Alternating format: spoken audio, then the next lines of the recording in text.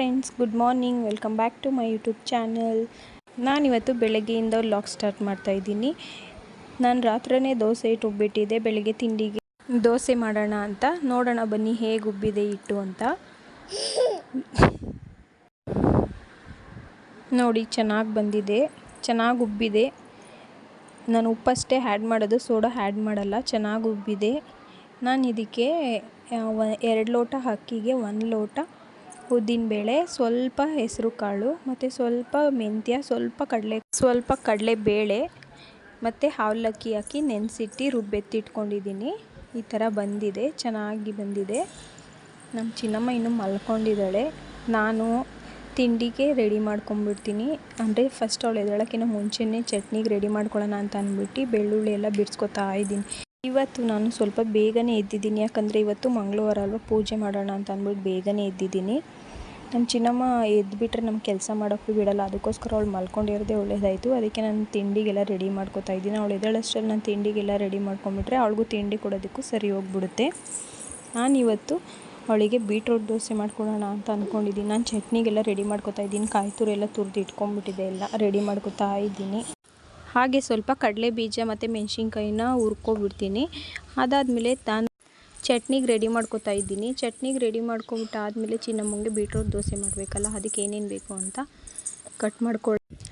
Chutney ready ಮಾಡ್ಕೊಂಡಿದ್ದಾಯಿತು. ಅದನ್ನು grind ಮಾಡ್ಕೋಬೇಕು. Grind ಮಾಡೋಣ ಅಂತ ಅಂದರೆ ಅವಳು ಎದ್ಬಿಡ್ತಾಳೆ ಸೌಂಡಿಗೆ. ಅದಕ್ಕೆ ಗ್ರೈಂಡ್ ಮಾಡಿಲ್ಲ, ಎಲ್ಲ ರೆಡಿ ಮಾಡಿ ಎತ್ತಿಟ್ಟಿದ್ದೀನಿ. ಇವಾಗ ಬೀಟ್ರೋಟ್ ದೋಸೆಗೆ ಸ್ವಲ್ಪ ಒಂದು ಅರ್ಧ ಸಣ್ಣದಾಗಿ ಕಟ್ ಮಾಡ್ಕೊಬಿಡಿ ಈರುಳ್ಳಿನ. ಅದಾದಮೇಲೆ ಸ್ವಲ್ಪ ಬೀಟ್ರೋಟ್ನ ಸಿಪ್ಪೆ ತೆಗೆದುಬಿಟ್ಟು ಅದನ್ನು ನೀಟಾಗಿ ಸಣ್ಣಗೆ ತುರ್ಕೊಳ್ಳಿ. ಅದಾದಮೇಲೆ ಸ್ವಲ್ಪ ಬೇಕು ಅಂದರೆ ಕೊತ್ತಂಬರಿ ಸೊಪ್ಪು ಆ್ಯಡ್ ಮಾಡ್ಕೊಳ್ಳಿ, ಇಲ್ಲಾಂದರೆ ಸ್ವಲ್ಪ ಉಪ್ಪು ಹಾಕ್ಕೊಂಡು ಅದಕ್ಕೆ ಸ್ವಲ್ಪ ದೋಸೆ ಹಿಟ್ಟು ಹಾಕ್ಕೊಳ್ಳಿ. ಎಷ್ಟು ಬೇಕು ಅಷ್ಟು ದೋಸೆಗೆ ಮಾತ್ರ ಹಾಕ್ಕೊಳ್ಳಿ, ಇಲ್ಲಾಂದರೆ ಉಳ್ಕೊಬಿಡುತ್ತೆ. ನಾನು ನಮ್ಮ ಚಿನ್ನಮ್ಮಗೆ 1 ಟೈಮ್ಗೆ ಆಗಷ್ಟೇ ನಾನು ಮಾಡೋದು ಅವಳಿಗೆ.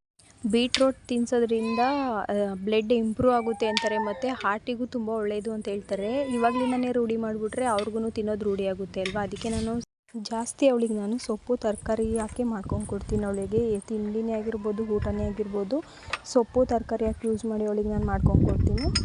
ಒಂದು ಕಡೆ ದೋಸೆನೂ ರೆಡಿ ಆಯಿತು, ಇನ್ನೊಂದು ಕಡೆ ಚಟ್ನಿ ರೆಡಿ ಮಾಡಿ ರುಬ್ಬಿಟ್ಟು ಇಟ್ಕೊಬಿಡ್ತೀನಿ. ಅವಳು ಎದ್ದೇಳಷ್ಟರಲ್ಲಿ ನಾನು ಕೆಲಸ ಮಾಡ್ಕೊಬಿಟ್ರೆ ನನಗೂ ಸ್ವಲ್ಪ ಈಸಿ ಆಗುತ್ತೆ. ಆಮೇಲೆ ಅವಳು ನಂಗೆ ಕೆಲಸ ಮಾಡೋಕ್ಕೆ ಬಿಡಲ್ಲ. ಈಗ ದೋಸೆನೂ ರೆಡಿ ಆಗೈತೆ ಅವಳದು, ಮತ್ತು ಚಟ್ನಿನೂ ರೆಡಿ ಮಾಡಿ ಎತ್ತಿಟ್ಬಿಟ್ಟಿದ್ದೀನಿ. ಆಮೇಲೆ ಅವಳು ಎದ್ದಾಗ ದೋಸೆ ಹಾಕ್ಕೊಂಡು ಕೊಡೋದಕ್ಕೆ ನನಗೂ ಈಸಿ ಆಗುತ್ತೆ. ನಮ್ಮ ಚಿನ್ನಮ್ಮನ ನಿದ್ದೆ ಆಗೋಯ್ತು, ಎದ್ಲು. ನಾನು ಅವಳು ಕೆಳಗಡೆನೇ ಮಲ್ಕೊಳ್ಳೋದು. ಇಲ್ಲ ಅಂತಂದರೆ ಮಂಚದ ಮೇಲಿಂದ ಬಿದ್ದೋಗ್ಬಿಟ್ರೆ ತುಂಬ ಕಷ್ಟ ಆಗುತ್ತೆ ಅಲ್ವಾ. ಅದಕ್ಕೋಸ್ಕರ ನಾನು ಅವಳು ಕೆಳಗಡೆನೇ ಮಲ್ಕೋತೀವಿ. ಅವಳು ಎದ್ಲಲ್ಲ, ಅವಳಿಗೆ ನಾನಿವಾಗ ದೋಸೆ ಹಾಕ್ಕೊಡೋಣ ಅಂತ ಅಂದ್ಬಿಟ್ಟು ದೋಸೆ ಮಾಡ್ತಾಯಿದ್ದೀನಿ. ಬೀಟ್ರೋಟ್ ದೋಸೆ ಮಾಡ್ತಾಯಿದ್ದೀನಿ. ಅವಳಿಗೆ ಬೀಟ್ರೋಟ್ ದೋಸೆ ಹಾಕೊಂಡು ಕೊಡೋಣ ಅಂತ ಅಂದ್ಬಿಟ್ಟು ಅವಳಿಗೆ ನಾನು ಸಂಜೆ ಅಂದರೆ ಒಂದು 7 ಗಂಟೆಗೆ ತಿನ್ನಿಸ್ಬಿಡ್ತೀನಲ್ವ. ಅವಳಿಗೂ ಎದ್ದಿದ ತಕ್ಷಣ ಹೊಟ್ಟೆ ಹಸಿತಾ ಇರ್ತೈತಲ್ವ. ಅದಕ್ಕೆ ಅವಳಿಗೆ ಎದ್ದಿದ ತಕ್ಷಣವೇ ಮಾಡ್ಕೊಂಡು ಕೊಟ್ಟುಬಿಡ್ತೀನಿ ಅವಳಿಗೆ ತಿಂಡಿನ. ನಾನು ಅವಳಿಗೆ ಹಾಕ್ಕೊಟ್ಟಿದ್ದೀನಿ, ಅವಳು ಪಾಡ್ಗಳು ತಿಂತಾ ಇದ್ದಾಳೆ. ನೋಡಿ, ಈ ರೀತಿ ಬಂದಿದೆ ಬೀಟ್ರೋಟ್ ದೋಸೆ. ನಮಗೂ ತಿಂಡಿ ಮಾಡ್ಕೊಳ್ಳೋಣ ಅಂತ ಅಂದ್ಬಿಟ್ಟು ನಮಗೆ ಪ್ಲೇನ್ ದೋಸೆ ಮಾಡ್ತಾಯಿದ್ದೀನಿ. ನೋಡಿ ಎಷ್ಟು ಕ್ರಿಸ್ಪಿಯಾಗಿ ಬರ್ತಾಯಿದೆ. ಅಂದರೆ ನನಗೆ ಕ್ರಿಸ್ಪಿಯಾಗಿ ತಿನ್ನೋದಕ್ಕೆ ಇಷ್ಟ. ನಾನು ಕ್ರಿಸ್ಪಿಯಾಗಿ ಮಾಡ್ಕೊಂಡು ತಿಂತೀನಿ. ನೋಡಿ ಎಷ್ಟು ಚೆನ್ನಾಗಿ ಬರ್ತಾಯಿದೆ ದೋಸೆ. ಮನೇಲಿ ಮಾಡ್ಕೊಂಡು ತಿನ್ನೋದ್ರಲ್ಲೇ ತುಂಬ ಹೆಲ್ತ್ ಬೆನಿಫಿಟ್ಸ್ ಇದೆ. ಹೊರಗಡೆ ತಿನ್ನೋದ್ರಲ್ಲಿ ಏನೂ ಸಿಗಲ್ಲ.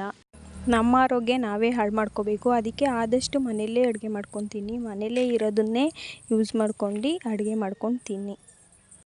ನಮ್ಮ ಹೆಲ್ತ್ ನಾವೇ ನೋಡ್ಕೋಬೇಕಲ್ವಾ. ಅದಕ್ಕೋಸ್ಕರ ಹೆಲ್ತಿಯಾಗಿರೋ ಫುಡ್ನ ತಿನ್ನಿ. ಇವಾಗ ಬೇರೆ ಮತ್ತೆ ಕೊರೋನಾ ಸ್ಟಾರ್ಟ್ ಆಗ್ತಿದೆ ಅಂತ ಬೇರೆ ಹೇಳ್ತಿದ್ದಾರೆ. ಬೆಂಗಳೂರಲ್ಲಿ ಪಾಸಿಟಿವ್ಸ್ ಬೇರೆ ಬರ್ತಿದೆ. ಸೊ ಕೇರ್ಫುಲ್ಲಾಗಿರಿ. ಚಿಕ್ಕ ಮಕ್ಕಳಿಗೆ ಹೊರಗಡೆ ಫುಡ್ ತಿನ್ನಿಸೋದನ್ನು ಸ್ವಲ್ಪ ಕಮ್ಮಿ ಮಾಡಿ. ಯಾಕಂದರೆ ಮನೇಲೇ ಮಾಡ್ಕೊಂಡು ಕೊಡಿ ಹೆಲ್ತಿಯಾಗಿರೋ ಫುಡ್. ನಿಮ್ಮ ಕೈಲಿ ಏನಾಗುತ್ತೋ ಅದನ್ನೇ ಮಾಡ್ಕೊಂಡು ಕೊಡಿ. ಹೊರಗಡೆ ಫುಡ್ಡು ತುಂಬ ಅವಾಯ್ಡ್ ಮಾಡಿಬಿಡಿ. ಅವ್ರಿಗೆ ಗೊತ್ತಾಗಲ್ಲ, ಕೇಳ್ತಾರೆ, ಅರೆ ನಾವು ಕೊಡಿಸ್ಬಾರ್ದು. ಸೊ ನಾವು ಇವಾಗಿಂದನೇ ಅವರಿಗೆ ಅವಾಯ್ಡ್ ಮಾಡಿದ್ರೆ ಅವರೂ ಕೇಳಲ್ಲ. ನಾವು ಹೇಗೆ ಬೆಳೆಸ್ತೀವೋ ಅದೇ ರೀತಿ ಅವ್ರು ಬೆಳ್ಕೋತಾರೆ. ನಾವು ಇವಾಗಿಂದನೇ ಕೊಡಿಸ್ತಾಯಿದ್ರೆ ಅವರೂ ಕೇಳ್ತಾರೆ. ನಾವು ಇವಾಗಿಂದ ಅವಾಯ್ಡ್ ಮಾಡಿದ್ರೆ ಅವರು ಕೇಳೋದನ್ನ ಸ್ಟಾಪ್ ಮಾಡ್ತಾರೆ. ಸೊ ಮಾಸ್ಕ್ ಹಾಕ್ಕೊಂಡು ಓಡಾಡಿ ಕೇರ್ಫುಲ್ಲಾಗಿ. ಕೊರೋನಾ ಬೇರೆ ಮತ್ತೆ ಬರ್ತಿದೆ ಅಂತ ಬೇರೆ ಹೇಳ್ತಿದ್ದಾರೆ. ಇವತ್ತಿನ ನನ್ನ ಬ್ರೇಕ್ಫಾಸ್ಟ್ ದೋಸೆ ಮತ್ತು ಚಟ್ನಿ ಮಾಡ್ಕೊಂಡಿದ್ದೀನಿ. ನಾನು ಬ್ರೇಕ್ಫಾಸ್ಟ್ ಮುಗಿಸ್ಕೊಂಡು ಗುಡಿಸಿ ಒರೆಸ್ಬೇಕಲ್ವ. ಇವತ್ತು ಪೂಜೆ ಮಾಡಬೇಕಲ್ವ, ಗುಡಿಸಿ ಒರೆಸಿ ಅದೆಲ್ಲ ಮಾಡಬೇಕು. ಅದೆಲ್ಲ ಮಾಡ್ಕೊಂಬಿಡ್ತೀನಿ ಬೇಗ. ಮತ್ತು ನಾನು ತಿಂಡಿ ಮುಗಿಸಾದ್ಮೇಲೆ ಮತ್ತೆ ವ್ಲಾಗ್ ಕಂಟಿನ್ಯೂ ಮಾಡ್ತಾಯಿದ್ದೀನಿ. ನಾನು ಪೂಜೆಗೆಲ್ಲ ರೆಡಿ ಮಾಡ್ಕೊಂಡಿದ್ದೀನಿ. ನಮ್ಮ ಗಿಡದಲ್ಲೇ ಸ್ವಲ್ಪ ಹೂ ಬಿಟ್ಟಿದೆ, ಮಲ್ಲೆ ಹೂವು ಸ್ವಲ್ಪ ಸ್ವಲ್ಪ ಬಿಡುತ್ತೆ, ದಿನಕ್ಕೆ ಅಷ್ಟಷ್ಟು ಕೊಡುತ್ತೆ. ಅದನ್ನು ತೊಗೊಂಡಿದ್ದೀನಿ. ಗಿಡದಲ್ಲಿ ನಮ್ಮದು ಎಲೆ ಅಂಬು ಇಲ್ಲೇ ಸಿಗುತ್ತೆ ನಮಗೆ, ಗಿಡ ಹಾಕ್ಕೊಂಡಿದ್ದೀವಿ. ಎಲೆ ಇಲ್ಲಿಂದನೇ ಕಿತ್ಕೊಂಡಿದ್ದೀನಿ ನಾನು. ನೋಡಿ, ನಾವೇ ಬೆಳೆಸ್ಕೊಳ್ಳೋದ್ರಿಂದ ಎಷ್ಟು ಹೆಲ್ಪ್ ಆಗುತ್ತೆ. ನಾವು ಗಿಡಗಳು ಹಾಕ್ಕೊಂಡಿದ್ವಲ್ಲ, ಇವತ್ತು ಹೂವು ತೊಗೊಂಡಿರಲಿಲ್ಲ, ಇದು ಗಿಡದಲ್ಲೇ ಇತ್ತಲ್ಲ, ಕಿತ್ಕೊಬಂದು ಮಾಡೋಣ, ಪೂಜೆ ಮಾಡೋಣ ಅಂತ ರೆಡಿ ಮಾಡ್ತಾಯಿದ್ದೀನಿ. ನಮ್ಮ ಚಿನ್ನಮ್ಮನ ಇಟ್ಕೊಂಡು ಪೂಜೆ ಮಾಡೋದ ಸಾಕು ಬೇಕು ಮಾಡಿಬಿಡ್ತಾಳೆ ನಮ್ಮ ಚಿನ್ನಮ್ಮ. ಇದು ಮಾಡಬೇಡ ಅಂದರೆ ಅದನ್ನೇ ಮಾಡ್ತೀನಿ ಅಂತ ಅಂತಾಳೆ. ನಾನು ಹೂವೆಲ್ಲ ತೆಗೆದು ರೆಡಿ ಮಾಡ್ತಾಯಿದ್ದೀನಿ ದೇವ್ರ ಫೋಟೋಗೆ. ನಮ್ಮ ಚಿನ್ನಮ್ಮ ಹೇಳಿದ ಮಾತಂತೂ ಒಂದೊಂದ್ಸಲಿ ಕೇಳ್ತಾಳೆ, ಒಂದೊಂದ್ಸಲಿ ಕೇಳೋದೇ ಇಲ್ಲ. ಇದು ಮಾಡಬೇಡ ಅಂದರೆ ಅದನ್ನೇ ಮಾಡೋಕ್ಕೆ ಹೋಗ್ತಾಳೆ. ಹಠ ಮಾಡೋದು ಜಾಸ್ತಿ ಸ್ವಲ್ಪ. ದೇವ್ರ ಮನೆಯೆಲ್ಲ ಕ್ಲೀನ್ ಮಾಡ್ಕೊಂಡು ಒರೆಸ್ಕೋತಾ ಇದ್ದೀನಿ. ಪೂಜೆ ಮಾಡಿಲ್ಲ ಅಂತ ಅಂದರೆ ಒಂಥರ ಸಮಾಧಾನನೇ ಆಗಲ್ಲ ಮನಸ್ಸಿಗೆ.